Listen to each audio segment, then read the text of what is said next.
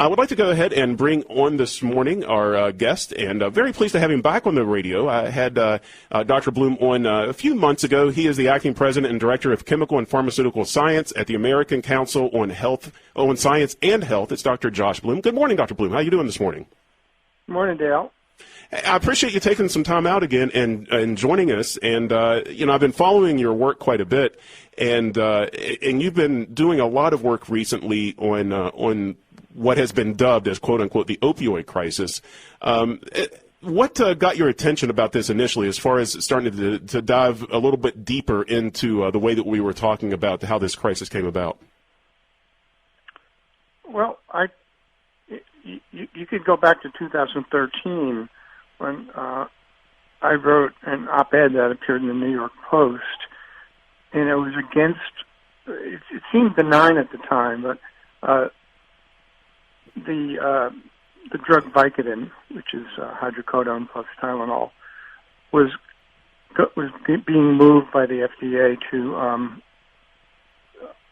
Schedule II, which is the most highly restricted class of legal drugs, from Schedule III, which is less restricted. For instance, you couldn't phone in a prescription anymore, and then there were clamps being put on doctors' abilities to write prescriptions, and it just started then. I didn't like the sound of that, but I had no idea what was coming 3 years later. And the whole thing's been a catastrophe on so many levels, and a lot of it was avoidable. And there's a lot of bad stuff that's going on, which I'll be talking about as we get into this interview. Yeah, well, let's go ahead and, because I know that, as you said yesterday, my initial list of things we wanted to discuss, you said would take us about 4 hours. So I want to make sure that we focus on this one thing, and I'm able to let you get out a lot of the good information. So when you start talking about how some of this was avoidable and the way that we talk about this, what are some of the problems that we have, both communication and with the information that we're consuming, with not only having identified this problem, but now that we're kind of in the cleanup phase, the problems that we're having and taking care of this issue now on the backside of it? Well, let's remember to talk about the cleanup phase, because I suspect I have a very different take on what that is. Sure, yeah, absolutely. What you just said. There's a lot of Orwellian language out there, and it's, the reporters and press, they don't look too deeply into studies and what people say, but at the American Council, that's what we do. We look for nonsense. I would use a word beginning in bold, but I don't want to get you guys booted off the radio. Gotcha. And it turns out that virtually everything that you read, or at least that you have read until a year or two ago, has been wrong. Starting with how a bunch of people got addicted because they were overprescribed for their conditions, to the numbers of people who have been dying from this, that, or the other thing. There are a whole bunch of tricks. For example, there's a narrative that is still running through the press, and nobody can get rid of it, just no matter how hard we scream or how much we write. And that the narrative is that doctors prescribed too many pills in the 90s, and people who were taking them for pain became addicted, and that has led to what we're seeing now. That's 100% incorrect. Doctors prescribed a lot of pills in the 1990s, and that's the result of OxyContin, which is really the main driver of the addiction problem that we're seeing today. But depending on what literature review you use, the rate of addiction for pain patients is between 0.5 and 8%, with most of the studies closer to 1%. So what we're doing is we're restricting pain meds for 99 people so that one doesn't get addicted. and the math is really, it's god awful there. So is the disconnection when we start talking about this? I mean, it is true that I think it was something like drug companies distributed, I don't know, 75 billion oxycodone and hydrocodone pain pills from 2006 to 2012. But if you're prescribing those to people that actually need the pain management, and only 1% of those or thereabout are going to get addicted, the fallout that happened, did that come from improperly disposed of medicines where people were taking the prescriptions? I mean, there's so many narratives that go on here where people try to tie this back to one particular problem. Where did, like, kind of the oversight, or where did we lose the plot as far as keeping something like this from happening? Well, I break this the history of this mess into 5 separate events or time periods. The first one would be 1995, when OxyContin was approved. Theoretically, it would be a good drug. OxyContin is high-dose oxycodone, but instead of taking a pill every 4 hours, you take one every 12 or so.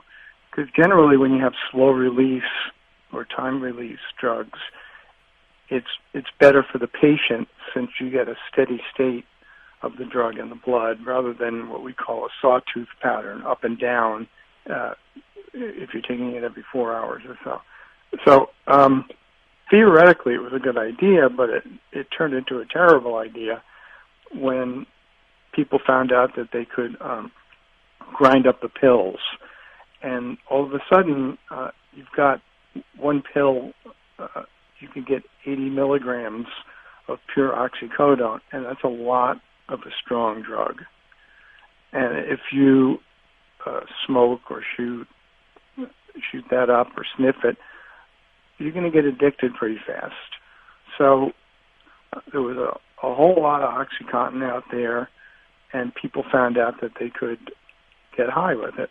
And that's where this started. If you take a look at the statistics from the National Institute of Drug Abuse of West Virginia, you can see that in the late 1990s, there were maybe, it looks like from the graph, maybe 10 or 20 deaths from prescription pills. And of course, that shot up to over 300 or 500 in 2011. So what you're seeing there is the steady growth of people using OxyContin, but not therapeutically. That's not the problem. It's people that used it recreationally that got hooked on it. So then phase 2 got even worse. Because in 2010, Purdue, and if you want to talk about malfeasance by companies, there's blame. There's definitely blame to go around, but I don't want to get into that now because I don't think it's that important as the situation we stand in now. But, so in 2010, their scientists finally figured out how to beat the grinding up the pill, and they formulated it such that it turned into a gum when you tried to grind it, and it's kind of useless. And I've got graphs in front of me that show that from 2010, OxyContin use just fell off a cliff, and heroin use shot up at the same time. And those are no coincidence. That's cause and effect there. Right. So phase 3, now you've got a whopping heroin market because OxyContin isn't usable anymore, and people are still addicted, but they're addicted to heroin. So then about 2013 to 14, fentanyl started coming into this country from China. And that's when things really got bad because, heroin addiction is bad enough, but there's never been a drug like fentanyl before. It's that dangerous. And fentanyl deaths all over the country, including West Virginia, just went absolutely crazy. I'm looking at my graph. It was under 100 in 2011, and it's 600 per year in West Virginia. as of 2017. So what happened was that the fentanyl partly took over the heroin market, and that it was also found in other drugs. Heroin was spiked with it. You found methamphetamine, cocaine spiked with it. That's the real killer now. Yeah. And when I put the term opioid crisis in quotes, I mean it. It's a fentanyl crisis that we're having now, and that's it. The rest of it is minor by comparison. I find a lot of. Oh, I'm sorry. Go ahead. No, I was just going to finish up. In 2016, we got these atrocious guidelines for prescribing from the CDC, who has no business for even opening their mouths about drug prescribing, since it's not their business and they don't know anything about drugs.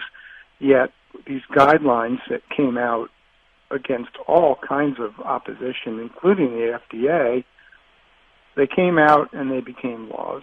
So now in what I call phase 5 is Gestapo time, that in 35 states they've adapted parts or all of the 2016 guidelines, which shouldn't have ever been out there in the first place. And now you've got strict limits on the number of days and the number of pills or the doses that can be prescribed. And of course, everybody is doing worse now, because pain patients, and I have a couple of thousand that follow me on Twitter, these poor people, and there is an estimated 6, 7, 10 million of them, are miserable, and they're killing themselves, and it's just awful what's happening to them.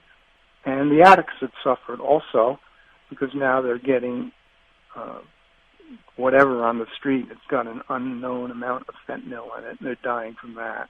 So these laws have managed to hurt everybody who used any opioid. Aside from that, it worked out pretty well. It seems like that what we largely did is we went back and legislated issues that had already come to pass. No longer, because of the formulation of the way that the pills were put together in your data, I think back to 2010, no longer was the prescriptions as much as an issue, or the availability even as much as an issue, because you couldn't grind them up, and there were certain things that were done to them. So it became an illicit drug problem at that point, with the fentanyl and things along those lines. But we're still trying to legislate the pain management portion of it. Well, on one interview that I did, very sharp host said, when I described how the more you crack down on pills, the more people die from illegal drugs. I wish I could take credit for the quote, because it's really good. But he said it's like if North Korea attacks us, then we attack Mexico.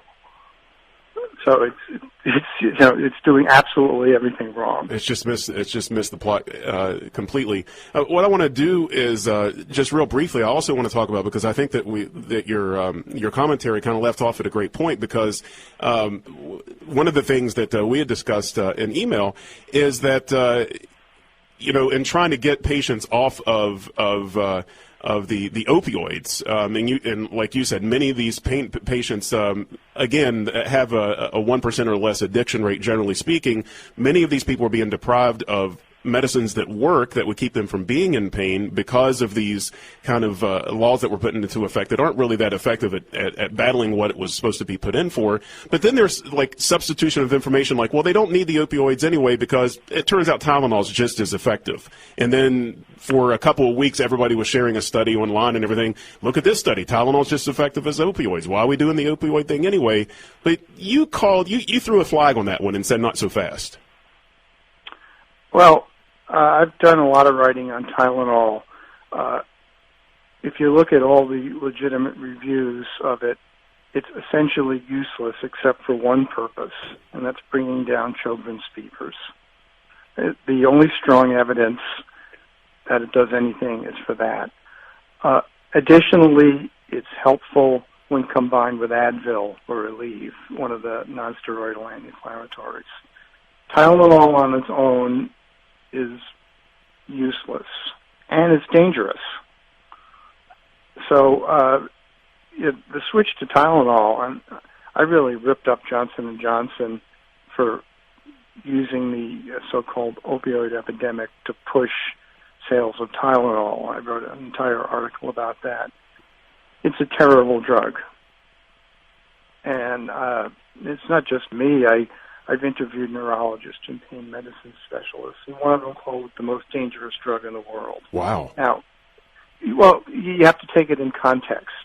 Obviously, it's not the most dangerous drug in the world, because if you take one pill, you're okay. But the perception of its safety and there's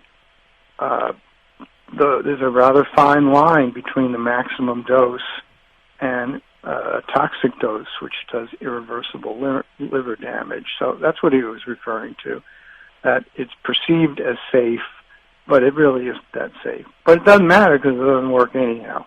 So, you get a knee replacement, and they give you Tylenol. They might as well give you Good and Plenty. The pink ones are better than the white. That's just private experimentation. It's useless for anything other than minor pain. It really doesn't even work for that.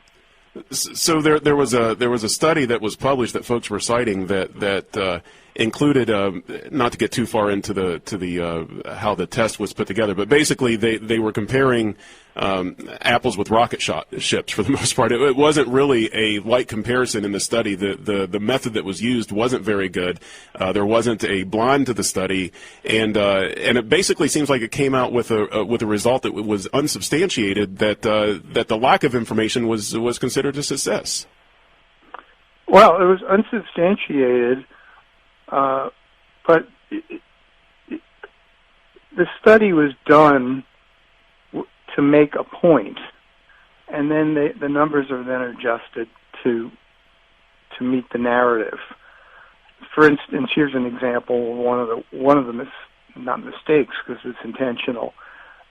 They'll compare a 5 milligram dose of Vicodin, which is a very, that's going to give minor pain relief. It's just not enough, and Vicodin isn't strong enough. So they'll compare that to like a stomach-destroying dose of Advil, and maybe the maximum dose of Tylenol added to it. So what they're doing is they're taking the absolute low dose of the opioid and comparing it to the absolute high tolerated dose of the other drugs. And, well, that's kind of like fixing the game. But even worse, when you look at the numbers, they don't even support what the title is saying, because the statistics are bad. So really, in a study like this, you can't even draw any conclusion at all. The study was fixed, and this is done on purpose. This is the mentality in the United States now. It's don't use drugs. And it started with opioids, and it's spreading to sedatives now, like benzodiazepines, like Valium. And there's this, it's really a prohibition mentality, but it's about drugs which are very useful and necessary. But the whole focus now is, well, we can use music instead of intravenous Versed, which is like Valium, to calm people before surgery. So I looked at this study, and it was a bunch of nonsense. There were no statistics that really backed it up. And but of course, then the press just reads the headlines, and they say, "Oh, music is just as good as Valium, so why should anybody give Valium because it's dangerous?" Well, the problem is, if you really look inside the study, the Valium, or in this case it was Versed, was better than the music, and you try listening to this music, and you'll need Valium. So, but that's a different point entirely. And the statistics didn't back up anything that they said. So I destroyed that one like a couple of weeks ago. These things are all the same. There's an agenda going in, and the study in general is fixed to fit the headline. The press picks up the headline, and all of a sudden, it's becoming impossible to get some of these drugs, which people have been using safely for 50 and 60 years. Yeah, it definitely bothers me on how regulations and, like you said, prohibition is starting to come down, even with things that we've used for generations now, and we know that are safe, and suddenly these things are kind of in the crosshairs. One of the things that, and I'll cut you loose here in just a couple minutes, we also have a phone call that we'll see if it's somebody looking for direction from you, see if you can help them out here in just a moment, if it's okay to take that call. But I did want to ask you a quick question. You said that you had some tips that maybe you could point, and we just have a couple minutes left here, but some tips that you could point folks trying to sort through some of the BS that they hear. Like what's just a quick way for you to know if maybe what you're reading is not being accurate? Well, this may sound self-serving, but go to our site, which is ACSH.org, and you'll find hundreds of articles that I wrote, and I cover most of the opioid stuff. It's just the way it fell out. And look at 5 or 10 articles, and you'll pick up the tricks and the flaws in studies, and you'll see what these studies really say, and how the headlines of the paper and then the press that follows are very, very different from what the study claims. So go read me. It's obnoxious, but I do most of this right. in terms of debunking this.